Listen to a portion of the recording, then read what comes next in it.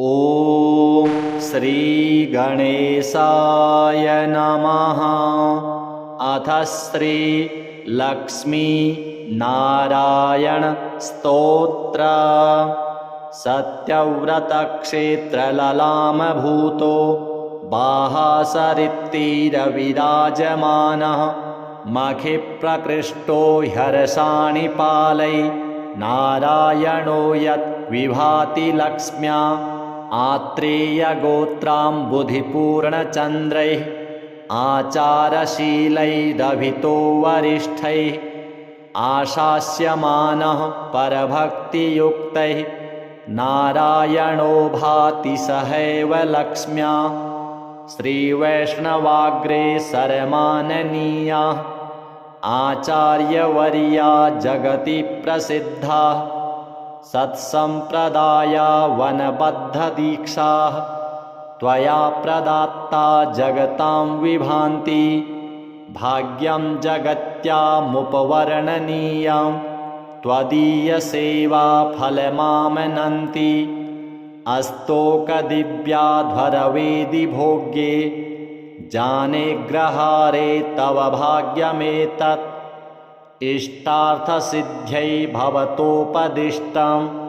इष्ट्यादिकं भूरि कृतं हि अत्र यज्ञो हि नारायणनामरूपः त्वमत्र भासीति विभावये त्वाम् आत्रेयगोत्रैकजनिप्रकृष्टाः द्विजाद्विजत्वं प्रतिपद्यमानाः भूयस्तरां विष्णुपदे चरन्तः विभान्ति तुष्टस्त्वमिहासि भूत्यै नारायणत्वं रमया समेतः प्राचीं दिशं वीक्ष्य मुहुः प्रसन्नः कुतो न जाने परमं रहस्यं यूपोज्ज्वलं स्तम्भमवेक्षसे किं यज्ञस्य साक्षी स्थिर एव लोके यज्ञस्थली चापि विभाति सुस्था ततोऽभिजाता वसतोऽग्रहारः विश्वप्रसिद्धोऽप्यधुना त्वयैव काञ्चुत्तराच्चोत्तमतां प्रणीता यज्ञैर्हि सज्जैः किल यायजूकैः अत्यन्ववायान्वयविद्वदग्र्यैः सुस्वध्वरैरध्वरवेदिदीप्रैः श्रीवादिहंसाम्बुदसूरिवर्य वंशावतंसैः किल विप्रवर्यैः श्रीश्रीनिवासाध्वरिभिः प्रतिष्ठां प्राप्तो ग्रहारो ह्यर्षाणि पालै प्रतिष्ठितस्त्वं निजभूम्नि नित्यं प्रतिष्ठितस्त्वं परमाग्रहारे पुनः प्रतिष्ठा भवतः प्रशस्या चिराय नारायण सन्धिधत्स्व यमप्ययं प्राह्वयति स्म हृष्टो वरप्रदो वा रणशैलमूर्ध्नि देवाधिराजोऽप्ययदीक्षितोऽसौ कूटस्थ एवाभवदत्रिगोत्रे कल्याणकुल्या कमनीययूपः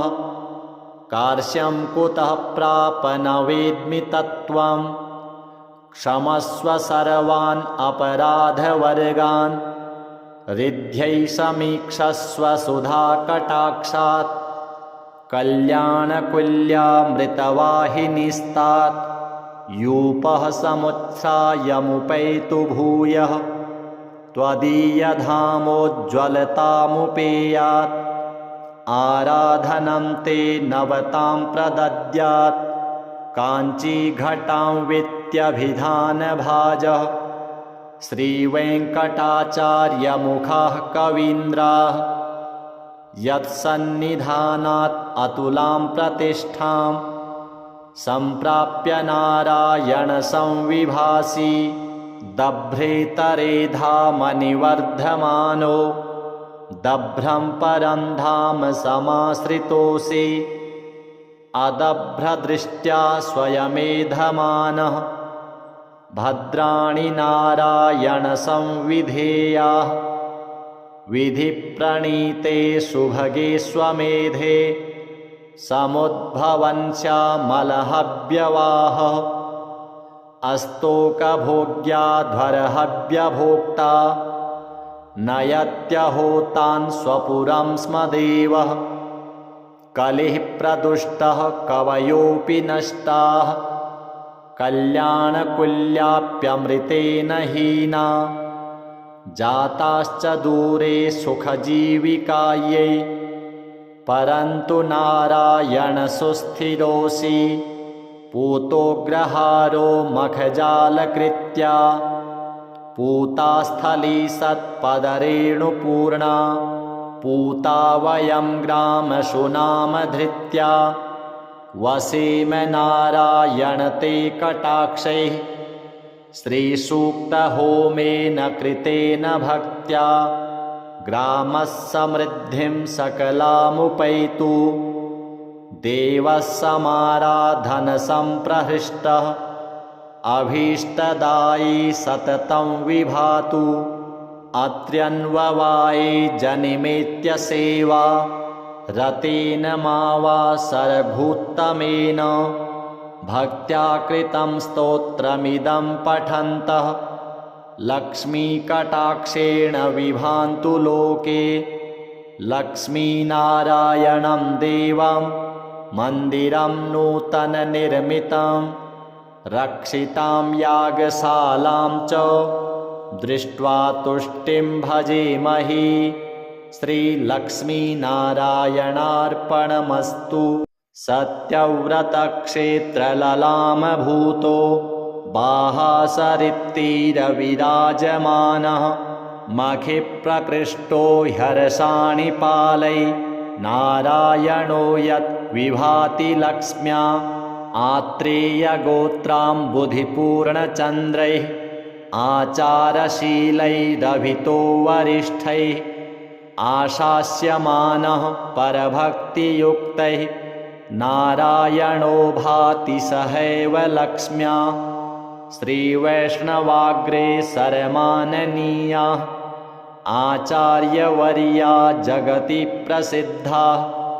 सत्सम्प्रदाया वनबद्धदीक्षाः त्वया प्रदात्ता जगतां विभान्ति भाग्यं जगत्यामुपवर्णनीयं त्वदीयसेवा फलमामनन्ति अस्तोकदिव्याध्वरवेदि भोग्ये जाने ग्रहारे तव भाग्यमेतत् इष्टार्थसिद्ध्यै भवतोपदिष्टम् इष्ट्यादिकं भूरि कृतं हि अत्र यज्ञो हि नारायणनामरूपः त्वमत्र भासीति विभावये त्वाम् आत्रेयगोत्रैकजनिप्रकृष्टाः द्विजाद्विजत्वं प्रतिपद्यमानाः भूयस्तरां विष्णुपदे चरन्तः विभान्ति तुष्टस्त्वमिहासि भूत्यै नारायणत्वं रमया समेतः प्राचीं दिशं वीक्ष्य मुहुः प्रसन्नः कुतो न जाने परमं रहस्यं यूपोज्ज्वलं स्तम्भमवेक्षसे किं यज्ञस्य साक्षी स्थिर एव लोके यज्ञस्थली चापि विभाति सुस्था ततोऽभिजाता वसतोऽग्रहारः विश्वप्रसिद्धोऽप्यधुना त्वयैव काञ्चुत्तराच्चोत्तमतां प्रणीता यज्ञैर्हि सज्जैः किल यायजूकैः अत्यन्ववायान्वयविद्वदग्र्यैः सुस्वध्वरैरध्वरवेदिदीप्रैः श्रीवादिहंसाम्बुदसूरिवर्य वंशावतंसैः किल विप्रवर्यैः श्रीश्रीनिवासाध्वरिभिः प्रतिष्ठां प्राप्तो ग्रहारो ह्यर्षाणि पालै प्रतिष्ठितस्त्वं निजभूम्नि नित्यं प्रतिष्ठितस्त्वं परमाग्रहारे पुनः प्रतिष्ठा भवतः प्रशस्या चिराय नारायणसन्धिधत्स्व यमप्पयं प्राह्वयति स्म हृष्टो वरप्रदो वा रणशैलमूर्ध्नि देवाधिराजोऽप्ययदीक्षितोऽसौ कूटस्थ एवाभवदत्रिगोत्रे कल्याणकुल्या कमनीययूपः कार्श्यं कुतः प्राप न वेद्मि तत्त्वं क्षमस्व सर्वान् अपराधवर्गान् रिद्ध्यै समीक्षस्व सुधाकटाक्षात् कल्याणकुल्यामृतवाहिनीस्तात् यूपः समुत्सायमुपैतु भूयः त्वदीयधामोज्ज्वलतामुपेयात् आराधनं ते नवतां प्रदद्यात् काञ्चीघटां वित्यभिधानभाजः श्रीवेङ्कटाचार्यमुखाः कवीन्द्राः यत्सन्निधानात् अतुलां प्रतिष्ठां सम्प्राप्य नारायणसंविभासि दभ्रेतरेधामनिवर्धमानो दभ्रं परं धाम समाश्रितोऽसि अदभ्रदृष्ट्या स्वयमेधमानः भद्राणि नारायणसंविधेयाः विधिप्रणीते सुभगे स्वमेधे समुद्भवन्स्यामलहव्यवाहः अस्तोकभोग्याध्वरहव्यभोक्ता नयत्यहोतान् स्वपुरं स्म देवः कलिः प्रदुष्टः कवयोऽपि नष्टाः कल्याणकुल्याप्यमृतेन हीना जाताश्च दूरे सुखजीविकायै परन्तु नारायणसुस्थिरोऽसि पूतोग्रहारो मखजालकृत्या पूतास्थली सत्पदरेणुपूर्णा पूता वयं ग्रामशुनामधृत्या वसेम नारायण ते कटाक्षैः श्रीसूक्तहोमेन कृतेन भक्त्या ग्रामः समृद्धिं सकलामुपैतु देवः समाराधनसम्प्रहृष्टः अभीष्टदायी सततं विभातु अत्र्यन्ववाये जनिमेत्य सेवा रतेन मा वा सरभूत्तमेन भक्त्या कृतं स्तोत्रमिदं पठन्तः लक्ष्मीकटाक्षेण विभान्तु लोके लक्ष्मीनारायणं देवं मन्दिरं नूतननिर्मितं रक्षितां यागशालां च दृष्ट्वा तुष्टिं भजेमहि श्रीलक्ष्मीनारायणार्पणमस्तु। सत्यव्रतक्षेत्रललामभूतो बाहासरित्तीरविराजमानः मखिप्रकृष्टो ह्यर्षाणि पालै नारायणो यत् विभाति लक्ष्म्या आत्रेयगोत्राम्बुधिपूर्णचन्द्रैः आचारशीलैरभितो वरिष्ठैः आशास्यमानः परभक्तियुक्तैः नारायणो भाति सहैव लक्ष्म्या श्रीवैष्णवाग्रे सरमाननीया आचार्यवर्या जगति प्रसिद्धा सत्सम्प्रदाया वनबद्धदीक्षाः त्वया प्रदात्ता जगतां विभान्ति भाग्यं जगत्यामुपवर्णनीयं त्वदीयसेवा फलमामनन्ति अस्तोकदिव्याध्वरवेदिभोग्ये जाने ग्रहारे तव भाग्यमेतत् इष्टार्थसिद्ध्यै भवतोपदिष्टम् इष्ट्यादिकं भूरि कृतं हि अत्र यज्ञो हि नारायणनामरूपः त्वमत्र भासीति विभावये त्वाम् आत्रेयगोत्रैकजनिप्रकृष्टाः द्विजाद्विजत्वं प्रतिपद्यमानाः भूयस्तरां विष्णुपदे चरन्तः विभान्ति तुष्टस्त्वमिहासि भूत्यै नारायणत्वं रमया समेतः प्राचीं दिशं वीक्ष्य मुहुः प्रसन्नः कुतो न जाने परमं रहस्यं यूपोज्ज्वलं स्तम्भमवेक्षसे किं यज्ञस्य साक्षी स्थिर एव लोके यज्ञस्थली चापि विभाति सुस्था ततोऽभिजाता वसतोऽग्रहारः विश्वप्रसिद्धोऽप्यधुना त्वयैव काञ्चुत्तराच्चोत्तमतां प्रणीता यज्ञैर्हि सज्जैः किल यायजूकैः अत्यन्ववायान्वयविद्वदग्र्यैः सुस्वध्वरैरध्वरवेदिदीप्रैः श्रीवादिहंसाम्बुदसूरिवर्य वंशावतंसैः किल विप्रवर्यैः श्रीश्रीनिवासाध्वरिभिः प्रतिष्ठां प्राप्तोऽग्रहारो ह्यरसाणिपालैः प्रतिष्ठितस्त्वं निजभूम्नि नित्यं प्रतिष्ठितस्त्वं परमाग्रहारे पुनः प्रतिष्ठा भवतः प्रशस्या चिराय नारायण सन्धिधत्स्व यमप्पयं प्राह्वयति स्म हृष्टो वरप्रदो वा रणशैलमूर्ध्नि देवाधिराजोऽप्ययदीक्षितोऽसौ कूटस्थ एवाभवदत्रिगोत्रे कल्याणकुल्या कमनीययूपः कार्श्यं कुतः प्राप न वेद्मि तत्त्वं क्षमस्व सर्वान् अपराधवर्गान् रिद्ध्यै समीक्षस्व सुधाकटाक्षात् कल्याणकुल्यामृतवाहिनीस्तात्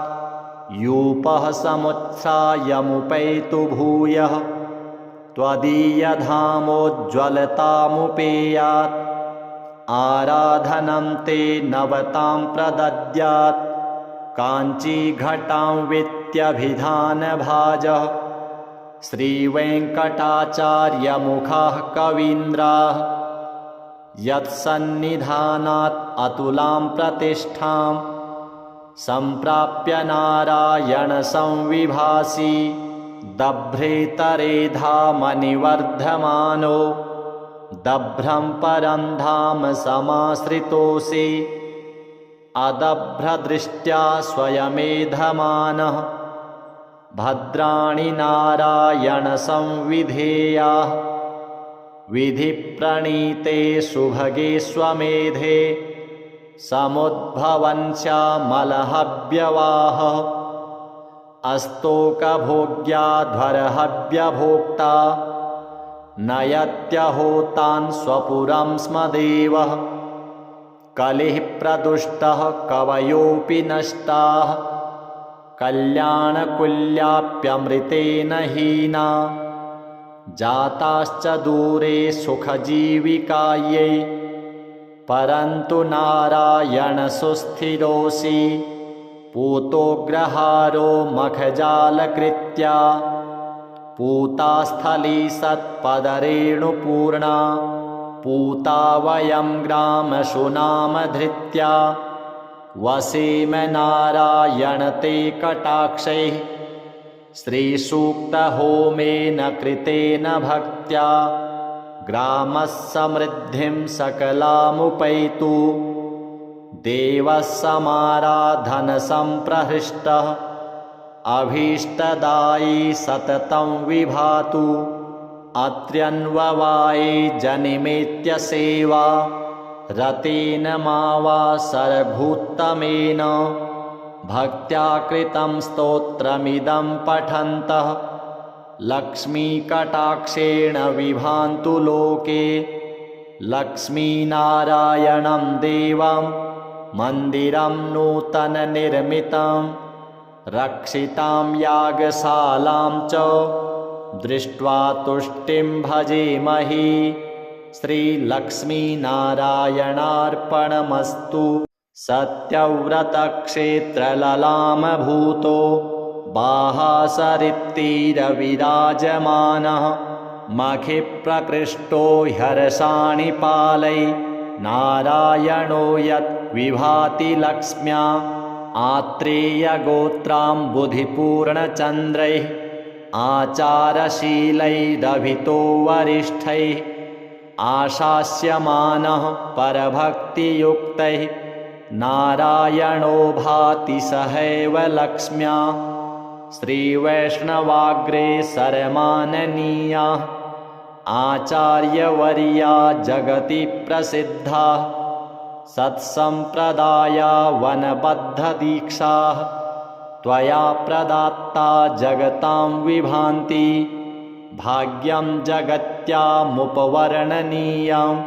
त्वदीयसेवा फलमामनन्ति अस्तोकदिव्याध्वरवेदि भोग्ये जाने ग्रहारे तव भाग्यमेतत् इष्टार्थसिद्ध्यै भवतोपदिष्टम् इष्ट्यादिकं भूरि कृतं हि अत्र यज्ञो हि नारायणनामरूपः त्वमत्र भासीति विभावये त्वाम् आत्रेयगोत्रैकजनिप्रकृष्टाः द्विजाद्विजत्वं प्रतिपद्यमानाः भूयस्तरां विष्णुपदे चरन्तः विभान्ति तुष्टस्त्वमिहासि भूत्यै नारायणत्वं रमया समेतः प्राचीं दिशं वीक्ष्य मुहुः प्रसन्नः कुतो न जाने परमं रहस्यं यूपोज्ज्वलं स्तम्भमवेक्षसे किं यज्ञस्य साक्षी स्थिर एव लोके यज्ञस्थली चापि विभाति सुस्था ततोऽभिजाता वसतोऽग्रहारः विश्वप्रसिद्धोऽप्यधुना त्वयैव काञ्चुत्तराच्चोत्तमतां प्रणीता यज्ञैर्हि सज्जैः किल यायजूकैः अत्यन्ववायान्वयविद्वदग्र्यैः सुस्वध्वरैरध्वरवेदिदीप्रैः श्रीवादिहंसाम्बुदसूरिवर्य वंशावतंसैः किल विप्रवर्यैः श्रीश्रीनिवासाध्वरिभिः प्रतिष्ठां प्राप्तो ग्रहारो ह्यर्षाणि पालै प्रतिष्ठितस्त्वं निजभूम्नि नित्यं प्रतिष्ठितस्त्वं परमाग्रहारे पुनः प्रतिष्ठा भवतः प्रशस्या चिराय नारायण सन्धिधत्स्व यमप्पयं प्राह्वयति स्म हृष्टो वरप्रदो वा रणशैलमूर्ध्नि देवाधिराजोऽप्ययदीक्षितोऽसौ कूटस्थ एवा भवदत्रिगोत्रे कल्याणकुल्या कमनीययूपः कार्श्यं कुतः प्राप न वेद्मि तत्त्वं क्षमस्व सर्वान् अपराधवर्गान् रिद्ध्यै समीक्षस्व सुधाकटाक्षात् कल्याणकुल्यामृतवाहिनीस्तात् यूपः समुत्थायमुपैतु भूयः त्वदीयधामोज्ज्वलतामुपेयात् आराधनं ते नवतां प्रदद्यात् काञ्चीघटां वित्यभिधानभाजः श्रीवेङ्कटाचार्यमुखाः कवीन्द्राः यत्सन्निधानात् अतुलां प्रतिष्ठां सम्प्राप्य नारायण संविभासि दभ्रेतरेधामनिवर्धमानो दभ्रं परं धाम समाश्रितोऽसि अदभ्रदृष्ट्या स्वयमेधमानः भद्राणि नारायण संविधेयाः विधिप्रणीते सुभगे स्वमेधे समुद्भवन् श्यामलहव्यवाहः अस्तोकभोग्याध्वरहव्यभोक्ता नयत्यहोतान् स्वपुरं स्म देवः कलिः प्रदुष्टः कवयोऽपि नष्टाः कल्याणकुल्याप्यमृतेन हीना जाताश्च दूरे सुखजीविकायै परन्तु नारायणसुस्थिरोऽसि पूतोग्रहारो मखजालकृत्या पूता स्थली सत्पदरेणुपूर्णा पूता वयं ग्रामशुनामधृत्या वसेम नारायण ते कटाक्षैः श्रीसूक्तहोमेन कृतेन भक्त्या ग्रामः समृद्धिं सकलामुपैतु देवः समाराधनसम्प्रहृष्टः अभीष्टदायी सततं विभातु अत्र्यन्ववाये जनिमेत्य सेवा रतेन मावासरभूत्तमेन भक्त्या कृतं स्तोत्रमिदं पठन्तः लक्ष्मीकटाक्षेण विभान्तु लोके लक्ष्मीनारायणं देवं मन्दिरं नूतननिर्मितं रक्षितां यागशालां च दृष्ट्वा तुष्टिं भजेमहि श्रीलक्ष्मीनारायणार्पणमस्तु। सत्यव्रतक्षेत्रललामभूतो बाहासरित्तीरविराजमानः मखिप्रकृष्टो ह्यर्षाणि पालै नारायणो यत् विभाति लक्ष्म्या आत्रेयगोत्राम्बुधिपूर्णचन्द्रैः आचारशीलैरभितो वरिष्ठैः आशास्यमानः परभक्तियुक्तैः नारायणो भाति सहैव लक्ष्म्या श्रीवैष्णवाग्रेसरमाननीयाः आचार्यवर्या जगति प्रसिद्धाः सत्सम्प्रदाया वनबद्धदीक्षाः त्वया प्रदात्ता जगतां विभान्ति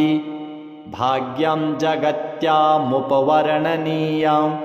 त्वदीयसेवा फलमामनन्ति अस्तोकदिव्याध्वरवेदि भोग्ये जाने ग्रहारे तव भाग्यमेतत् इष्टार्थसिद्ध्यै भवतोपदिष्टम् इष्ट्यादिकं भूरि कृतं हि अत्र यज्ञो हि नारायणनामरूपः त्वमत्र भासीति विभावये त्वाम् आत्रेयगोत्रैकजनिप्रकृष्टाः द्विजत्वं प्रतिपद्यमानाः भूयस्तरां विष्णुपदे चरन्तः विभान्ति तुष्टस्त्वमिहासि भूत्यै नारायणत्वं रमया समेतः प्राचीं दिशं वीक्ष्य मुहुः प्रसन्नः कुतो न जाने परमं रहस्यं यूपोज्ज्वलं स्तम्भमवेक्षसे किं यज्ञस्य साक्षी स्थिर एव लोके यज्ञस्थली चापि विभाति सुस्था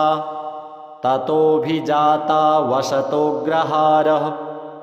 विश्वप्रसिद्धोऽप्यधुना त्वयैव काञ्चुत्तराच्चोत्तमतां प्रणीता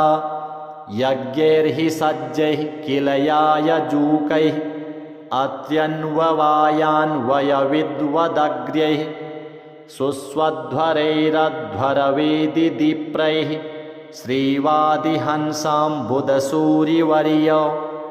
वंशावतंसैः किल विप्रवर्यैः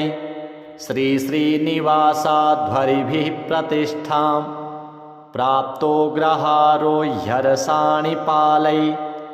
प्रतिष्ठितस्त्वं निजभूम्नि नित्यं प्रतिष्ठितस्त्वं परमाग्रहारे पुनः प्रतिष्ठा भवतः प्रशस्या चिराय नारायण सन्धिधत्स्व यमप्पयं प्राह्वयति स्म हृष्टो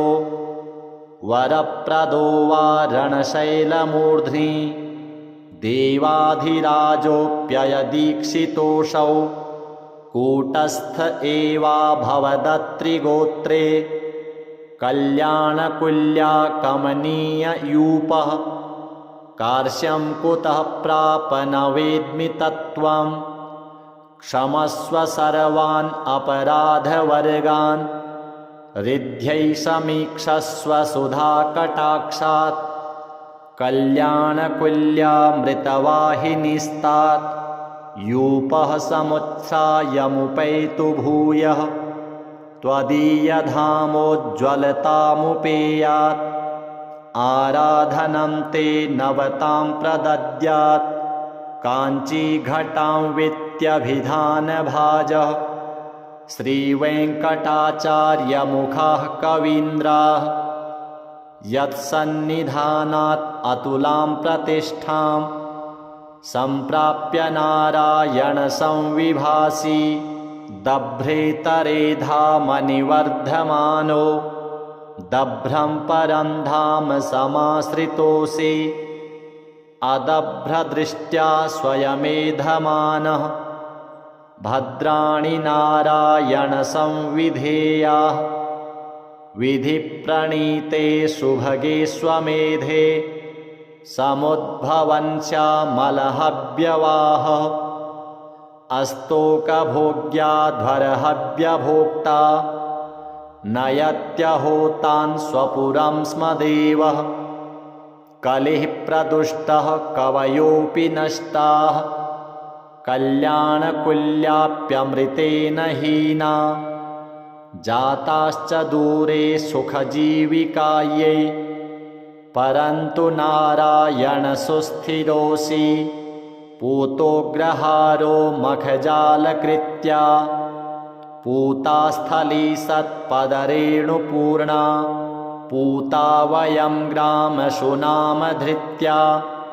वसेम नारायण ते कटाक्षैः श्रीसूक्तहोमेन कृतेन भक्त्या ग्रामः समृद्धिं सकलामुपैतु देवः समाराधनसम्प्रहृष्टः अभीष्टदायी सततं विभातु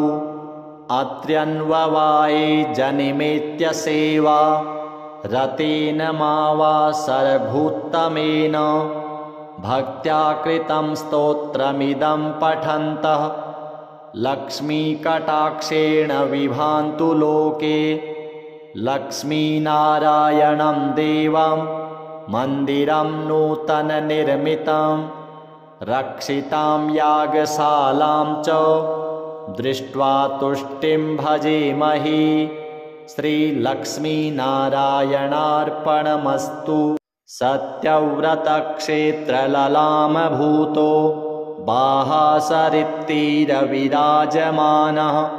मखिप्रकृष्टो ह्यर्षाणिपालै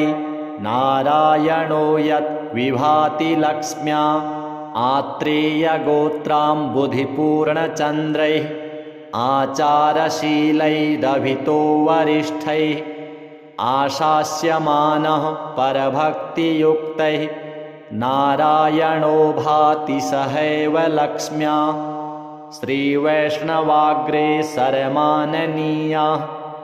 आचार्यवर्या जगति प्रसिद्धाः सत्सम्प्रदाया वनबद्धदीक्षाः त्वया प्रदात्ता जगतां विभान्ति भाग्यं जगत्यामुपवर्णनीयं त्वदीयसेवा फलमामनन्ति अस्तोकदिव्याध्वरवेदिभोग्ये जाने ग्रहारे तव भाग्यमेतत् इष्टार्थसिद्ध्यै भवतोपदिष्टम् इष्ट्यादिकं भूरि कृतं हि अत्र यज्ञो हि नारायणनामरूपः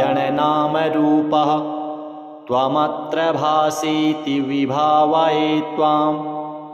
आत्रेयगोत्रैकजनिप्रकृष्टाः द्विजाद्विजत्वं प्रतिपद्यमानाः भूयस्तरां विष्णुपदे चरन्तः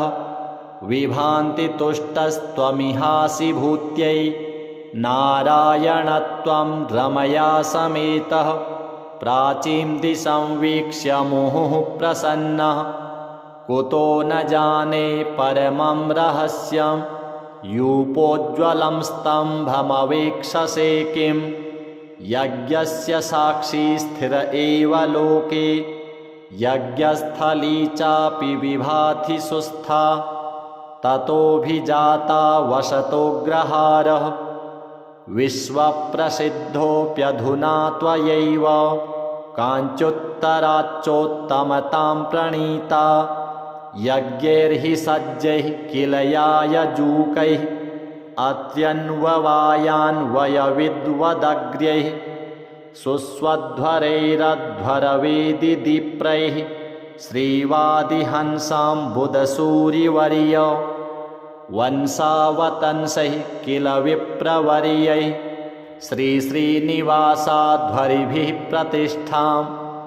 प्राप्तोऽग्रहारो ह्यरसाणिपालैः प्रतिष्ठितस्त्वं निजभूम्नि नित्यं प्रतिष्ठितस्त्वं परमाग्रहारे पुनः प्रतिष्ठा भवतः प्रशस्या चिराय नारायण सन्धिधत्स्व यमप्पयं प्राह्वयति स्म हृष्टो वरप्रदो वा रणशैलमूर्ध्नि देवाधिराजोऽप्ययदीक्षितोऽसौ कूटस्थ एवाभवदत्रिगोत्रे कल्याणकुल्या कमनीययूपः कार्श्यं कुतः प्राप न वेद्मि तत्त्वं क्षमस्व सर्वान् अपराधवर्गान् रिद्ध्यै समीक्षस्व सुधाकटाक्षात् कल्याणकुल्यामृतवाहिनीस्तात् यूपः समुत्थायमुपैतु भूयः त्वदीयधामोज्ज्वलतामुपेयात् आराधनं ते नवतां प्रदद्यात् काञ्चीघटां वित्यभिधानभाजः श्रीवेङ्कटाचार्यमुखाः कवीन्द्राः यत्सन्निधानात् अतुलां प्रतिष्ठां सम्प्राप्य नारायण संविभासि दभ्रेतरेधामनिवर्धमानो दभ्रं परं धाम समाश्रितोऽसि अदभ्रदृष्ट्या स्वयमेधमानः भद्राणि नारायण संविधेयाः विधिप्रणीते सुभगे स्वमेधे समुद्भवन्स्यामलहव्यवाहः अस्तोकभोग्याध्वरहव्यभोक्ता नयत्यहोतान् स्वपुरं स्म देवः कलिः प्रदुष्टः कवयोऽपि नष्टाः कल्याणकुल्याप्यमृतेन हीना जाताश्च दूरे सुखजीविकायै परन्तु नारायण सुस्थिरोऽसि पूतोऽग्रहारो मखजालकृत्या पूतास्थली सत्पदरेणुपूर्णा पूता वयं ग्रामसुनामधृत्या वसेम नारायण ते कटाक्षैः श्रीसूक्तहोमेन कृतेन भक्त्या ग्रामः समृद्धिं सकलामुपैतु देवः समाराधनसम्प्रहृष्टः अभीष्टदायी सततं विभातु अत्र्यन्ववाये जनिमेत्य सेवा रतेन मा वा सरभूत्तमेन भक्त्या कृतं स्तोत्रमिदं पठन्तः लक्ष्मीकटाक्षेण विभान्तु लोके लक्ष्मीनारायणं देवं मन्दिरं नूतननिर्मितं रक्षितां यागशालां च दृष्ट्वा तुष्टिं भजेमहि श्रीलक्ष्मीनारायणार्पणमस्तु। सत्यव्रतक्षेत्रललामभूतो बाहासरित्तीरविराजमानः मखिप्रकृष्टो ह्यर्षाणि पालै नारायणो यद्विभाति लक्ष्म्या आत्रेयगोत्राम्बुधिपूर्णचन्द्रैः आचारशीलैरभितो वरिष्ठैः आशास्यमानः परभक्तियुक्तैः नारायणो भाति सहैव लक्ष्म्या श्रीवैष्णवाग्रे सरमाननीयाः आचार्यवर्या जगति प्रसिद्धाः सत्सम्प्रदाया वनबद्धदीक्षाः त्वया प्रदात्ता जगतां विभान्ति भाग्यं जगत्यामुपवर्णनीयं त्वदीयसेवा फलमामनन्ति अस्तोकदिव्याध्वरवेदि भोग्ये जाने ग्रहारे तव भाग्यमेतत् इष्टार्थसिद्ध्यै भवतोपदिष्टम्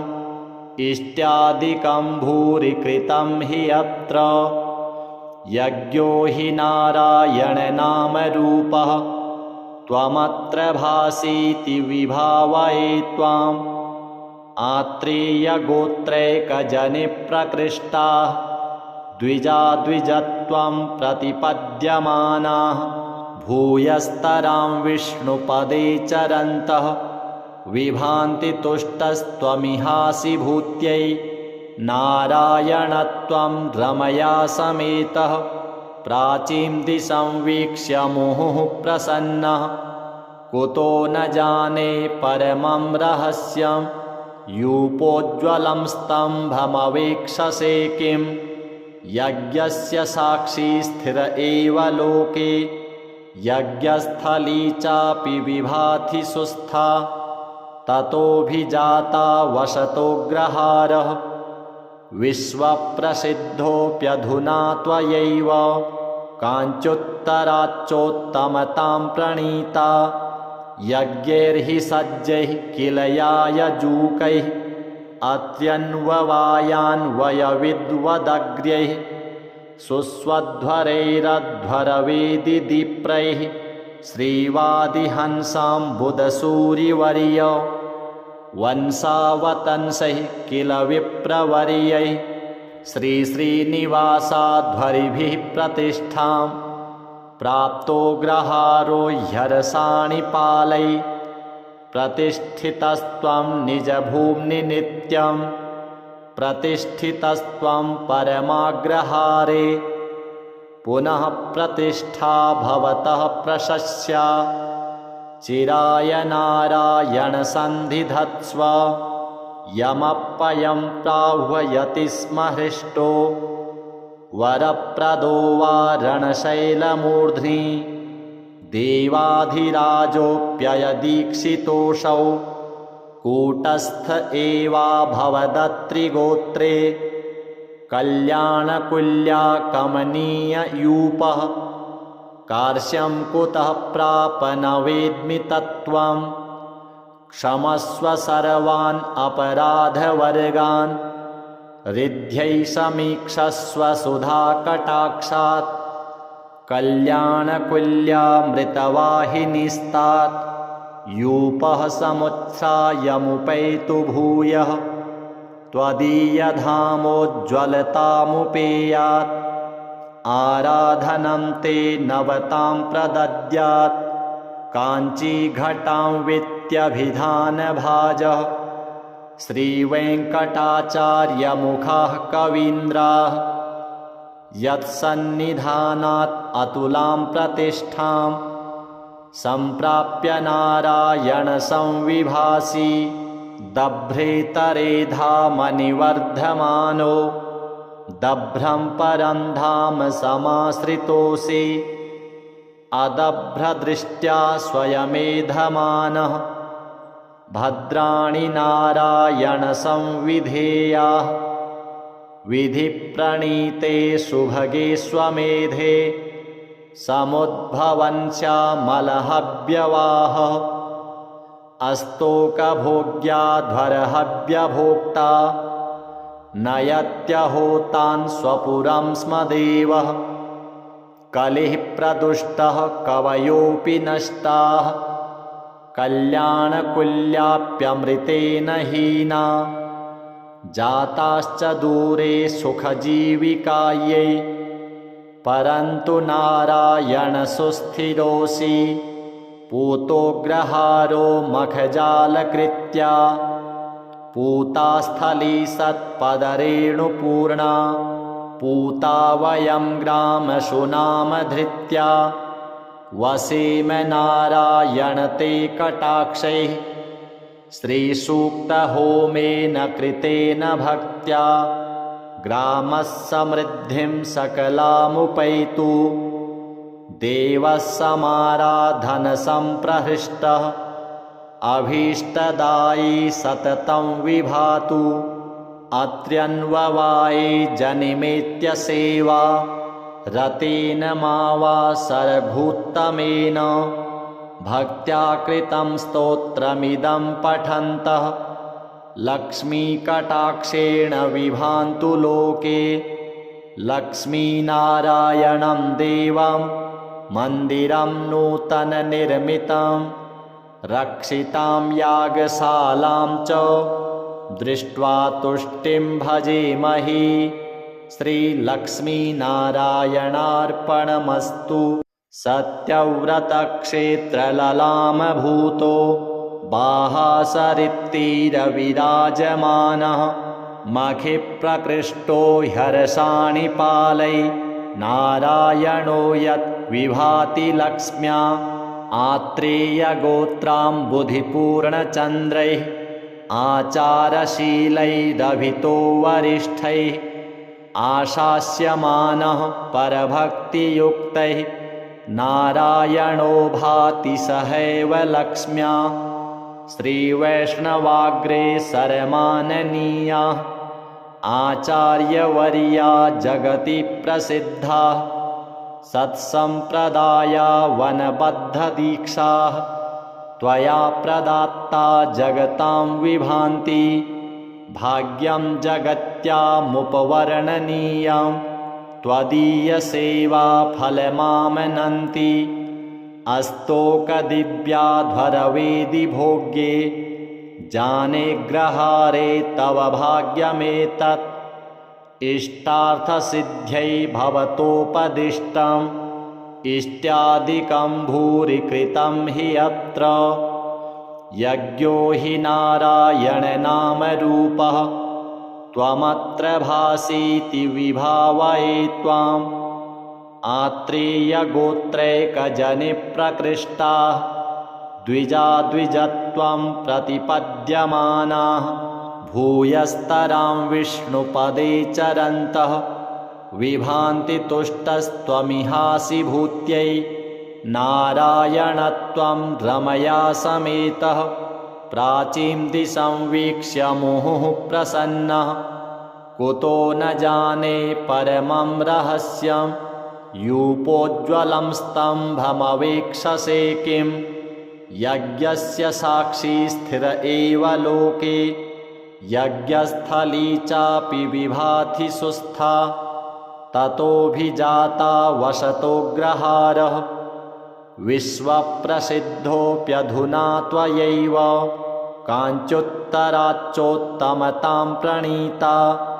यज्ञैर्हि सज्जैः किल यायजूकैः अत्यन्ववायान्वयविद्वदग्र्यैः सुस्वध्वरैरध्वरवेदिदीप्रैः श्रीवादिहंसाम्बुदसूरिवर्य वंशावतंसैः किल विप्रवर्यैः श्रीश्रीनिवासाध्वरिभिः प्रतिष्ठां प्राप्तो ग्रहारो ह्यर्षाणि पालै प्रतिष्ठितस्त्वं निजभूम्नि नित्यं प्रतिष्ठितस्त्वं परमाग्रहारे पुनः प्रतिष्ठा भवतः प्रशस्या चिराय नारायण सन्धिधत्स्व यमप्ययं प्राह्वयति स्म हृष्टो वरप्रदो वा रणशैलमूर्ध्नि देवाधिराजोऽप्ययदीक्षितोऽसौ कूटस्थ एवाभवदत्रिगोत्रे कल्याणकुल्या कमनीययूपः कार्श्यं कुतः प्राप न वेद्मि तत्त्वं क्षमस्व सर्वान् अपराधवर्गान् रिद्ध्यै समीक्षस्व सुधाकटाक्षात् कल्याणकुल्यामृतवाहिनीस्तात् यूपः समुत्थायमुपैतु भूयः त्वदीयधामोज्ज्वलतामुपेयात् आराधनं ते नवतां प्रदद्यात् काञ्चीघटां वित्यभिधानभाजः श्रीवेङ्कटाचार्यमुखाः कवीन्द्राः यत्सन्निधानात् अतुलां प्रतिष्ठां सम्प्राप्य नारायणसंविभासि दभ्रेतरेधामनिवर्धमानो दभ्रं परं धाम समाश्रितोऽसि अदभ्रदृष्ट्या स्वयमेधमानः भद्राणि नारायणसंविधेयाः विधिप्रणीते सुभगे स्वमेधे समुद्भवन्स्यामलहव्यवाहः अस्तोकभोग्याध्वरहव्यभोक्ता नयत्यहोतान् स्वपुरं स्म देवः कलिः प्रदुष्टः कवयोऽपि नष्टाः कल्याणकुल्याप्यमृतेन हीना जाताश्च दूरे सुखजीविकायै परन्तु नारायण सुस्थिरोऽसि पूतोग्रहारो मखजालकृत्या पूतास्थली सत्पदरेणुपूर्णा पूता वयं ग्रामशुनामधृत्या वसेम नारायण ते कटाक्षैः श्रीसूक्तहोमेन कृतेन भक्त्या ग्रामः समृद्धिं सकलामुपैतु देवः समाराधनसम्प्रहृष्टः अभीष्टदायी सततं विभातु अत्र्यन्ववाये जनिमेत्य सेवा रतेन मा वा सरभूत्तमेन भक्त्या कृतं स्तोत्रमिदं पठन्तः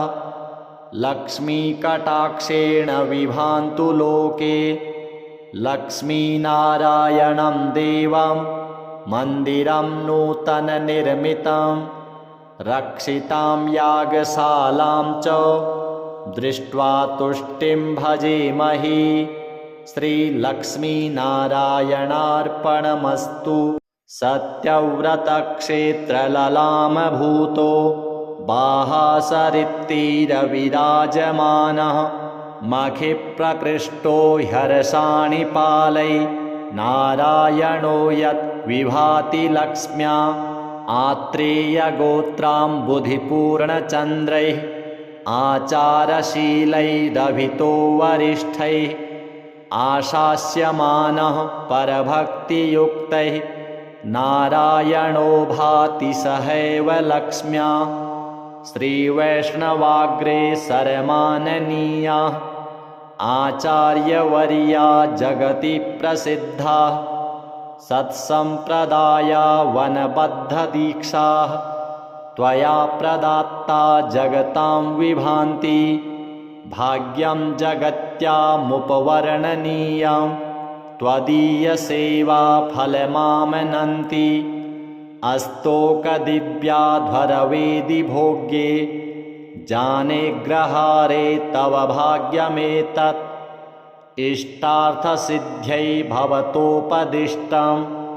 इष्ट्यादिकं भूरि कृतं हि अत्र यज्ञो हि नारायणनामरूपः त्वमत्र भासीति विभावये त्वाम् आत्रेयगोत्रैकजनिप्रकृष्टाः द्विजाद्विजत्वं प्रतिपद्यमानाः भूयस्तरां विष्णुपदे चरन्तः विभान्ति तुष्टस्त्वमिहासि भूत्यै नारायणत्वं रमया समेतः प्राचीं दिशं वीक्ष्य मुहुः प्रसन्नः कुतो न जाने परमं रहस्यं यूपोज्ज्वलं स्तम्भमवेक्षसे किं यज्ञस्य साक्षी स्थिर एव लोके यज्ञस्थली चापि विभाति सुस्था ततोऽभिजाता वसतोऽग्रहारः विश्वप्रसिद्धोऽप्यधुना त्वयैव काञ्चुत्तराच्चोत्तमतां प्रणीता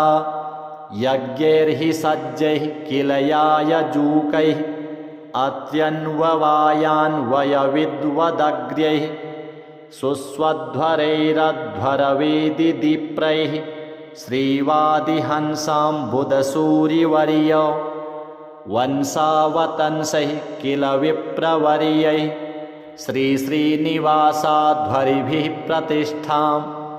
प्राप्तोऽग्रहारो ह्यरसाणिपालैः प्रतिष्ठितस्त्वं निजभूम्नि नित्यं प्रतिष्ठितस्त्वं परमाग्रहारे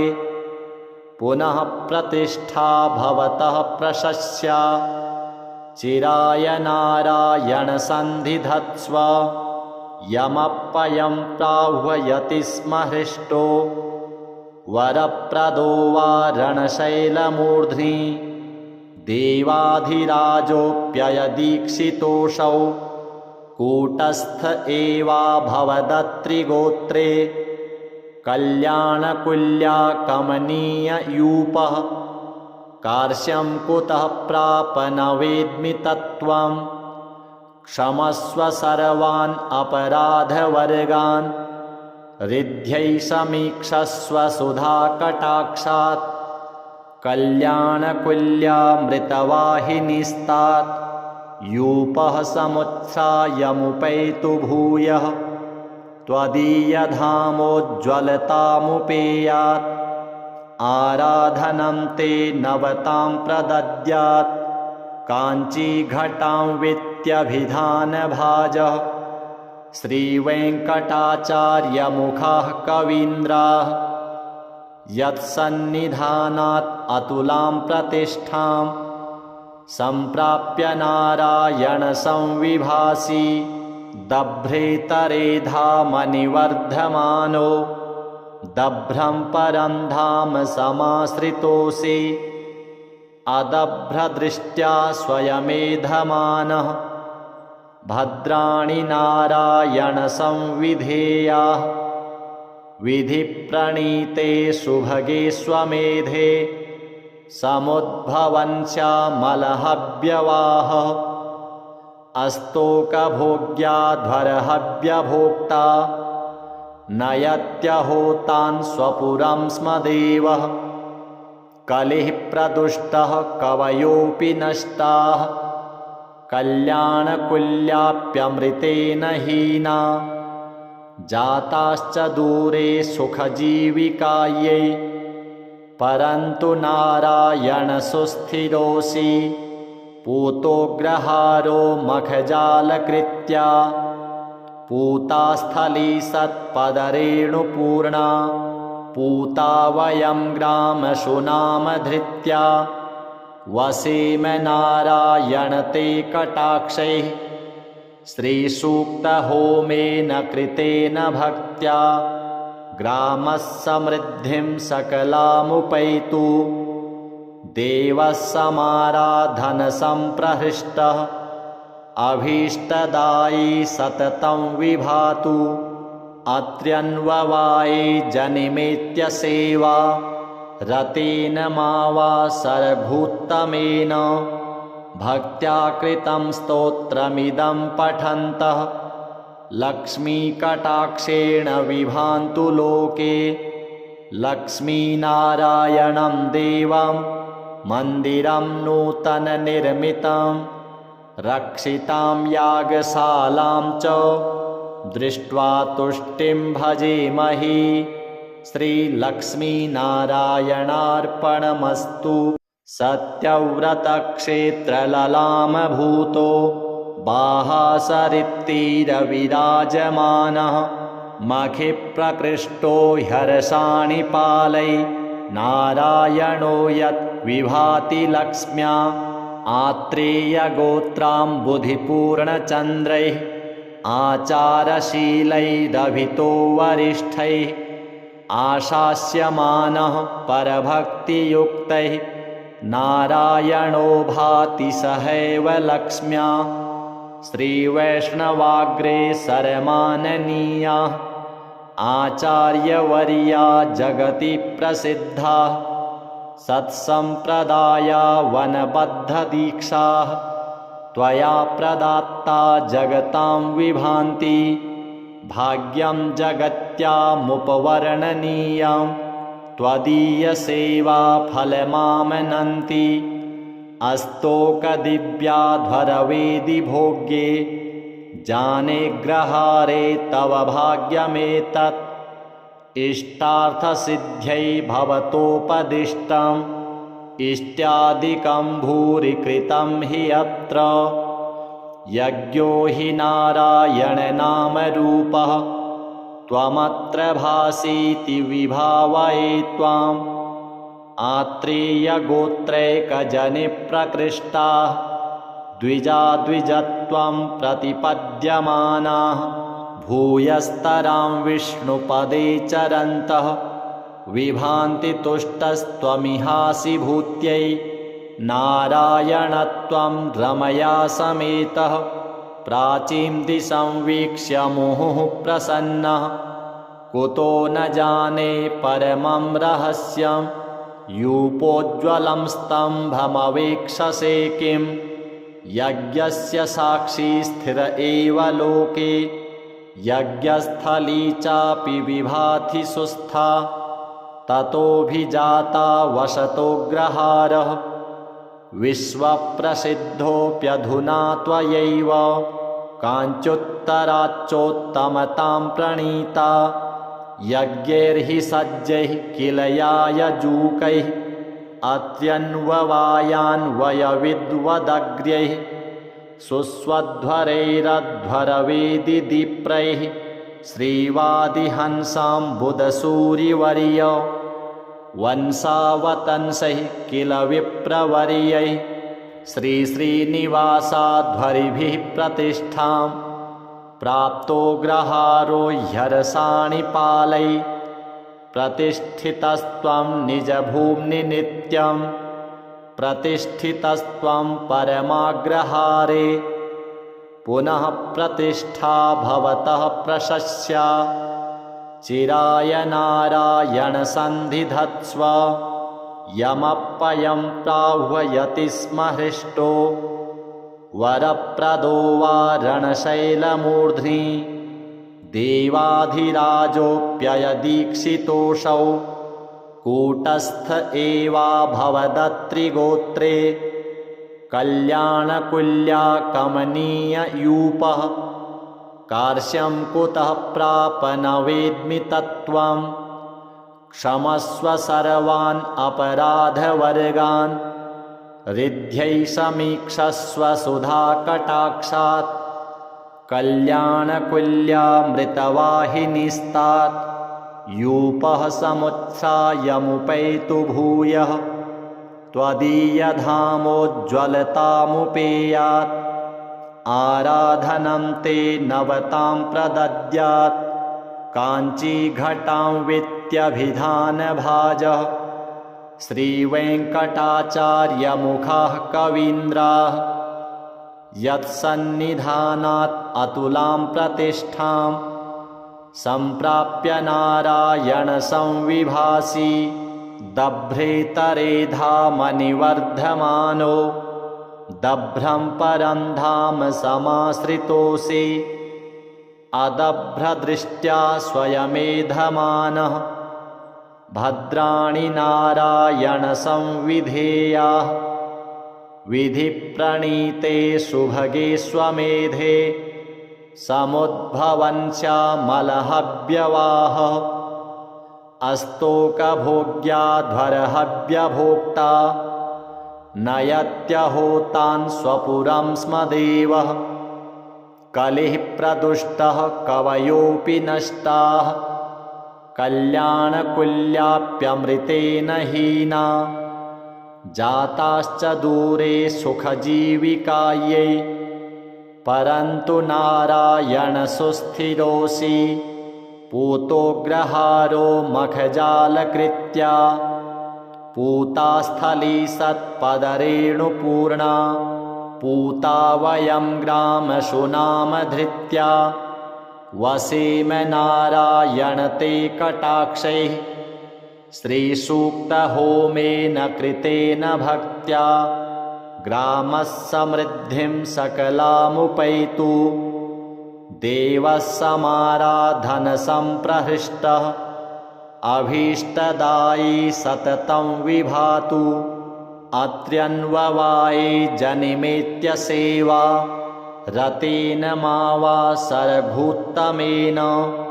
भक्त्या कृतं स्तोत्रमिदं पठन्तः लक्ष्मीकटाक्षेण विभान्तु लोके लक्ष्मीनारायणं देवं मन्दिरं नूतननिर्मितं रक्षितां यागशालां च दृष्ट्वा तुष्टिं भजेमहि श्रीलक्ष्मीनारायणार्पणमस्तु। सत्यव्रतक्षेत्रललामभूतो बाहासरित्तीरविराजमानः मखिप्रकृष्टो ह्यर्षाणि पालै नारायणो यत् विभाति लक्ष्म्या आत्रेयगोत्राम्बुधिपूर्णचन्द्रैः आचारशीलैरभितो वरिष्ठैः आशास्यमानः परभक्तियुक्तैः नारायणो भाति सहैव लक्ष्म्या श्रीवैष्णवाग्रे सरमाननीया आचार्यवर्या जगति प्रसिद्धा सत्सम्प्रदाया वनबद्धदीक्षाः त्वया प्रदात्ता जगतां विभान्ति भाग्यं जगत्यामुपवर्णनीयं त्वदीयसेवा फलमामनन्ति अस्तोकदिव्याध्वरवेदि भोग्ये जाने ग्रहारे तव भाग्यमेतत् इष्टार्थसिद्ध्यै भवतोपदिष्टम् इष्ट्यादिकं भूरि कृतं हि अत्र यज्ञो हि नारायणनामरूपः त्वमत्र भासीति विभावये त्वाम् आत्रेयगोत्रैकजनिप्रकृष्टाः